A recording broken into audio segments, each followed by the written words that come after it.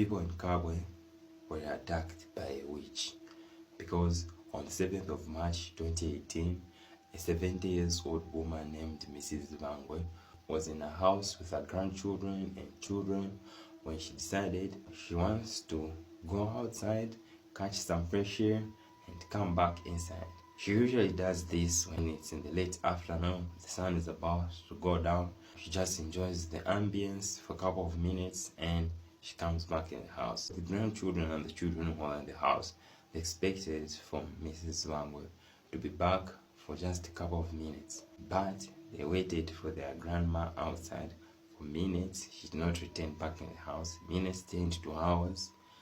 Now it was getting late, dark. She was not back inside the house. That's how they looked for her around the yard. She was nowhere to be seen. She was not within the yard. They thought maybe she's gone to visit at the neighbors' houses because this was so unusual. And she's just too old to be moving around. She's not like that. They were quite scared that she was nowhere to be seen. They called other relatives. People stayed nearby asking them if they have seen her. They all gave only one response. That is, they don't know where she has gone. Just to add more context on Mrs. Vangwe's background, many people know her to be a female witch and they're scared of her. So now that she has disappeared in thin air, now this is the strangest thing to ever happen because everyone knows that Mrs. Vangwe is definitely a witch. Grandchildren thought asking from the people in the community was not going to be helpful because they all said they don't know where she has gone. At the back of their heads, they thought that she's just a witch who has disappeared, maybe to Eastern Province or somewhere else outside Kabwe. So the grandchildren just went direct to the police to report her missing before even 24 hours had clocked because this was so unusual of her. Police launched an investigation and throughout the investigation, the only leads was that this lady was a witch and she probably just disappeared to another place because suddenly, no trace of her. Everywhere she was nowhere to be seen.